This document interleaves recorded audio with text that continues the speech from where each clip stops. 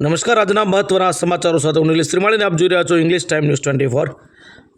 અમદાવાદથી લંડન જતી એર ઇન્ડિયાની વધુ એક ફ્લાઇટ રદ. અમદાવાદથી લંડન જતી A159 ફ્લાઇટ કેન્સલ. ટેકનિકલ ખામીના કારણે ફ્લાઇટ રદ થતાં મુસાફરો મુશ્કેલીમાં મુકાયા. અમદાવાદથી લંડન જતી એર ઇન્ડિયાની ફ્લાઇટ રદ થતાં ટેકનિકલ ખામી સર્જાઈ હતી. મુસાફરો રજળ્યા. એર ઇન્ડિયાની દિલ્હીથી વડોદરા આવતી ફ્લાઇટ દિલ્હી પાછી ફરી. એર ઇન્ડિયાની A119 ફ્લાઇટમાં ખામી. ટેકનિકલ ખામી સર્જાતા ફ્લાઇટ પાછી ફરી. ફ્લાઇટમાં હીટિંગની ફરિયાદથી યાત્રીઓમાં રોષ.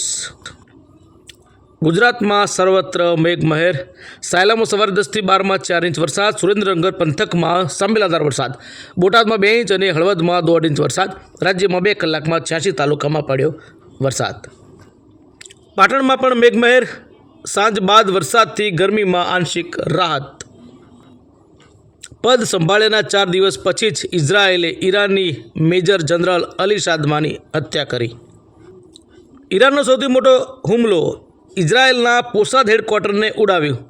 લશ્કરી ગુપ્તચર સંસ્થા એમએનની ઇમારતને પણ ટાર્ગેટ કરી. ઇઝરાયેલે ઈરાનની સોનન ડેપ્યુટી કમાન્ડરની હત્યા કરી.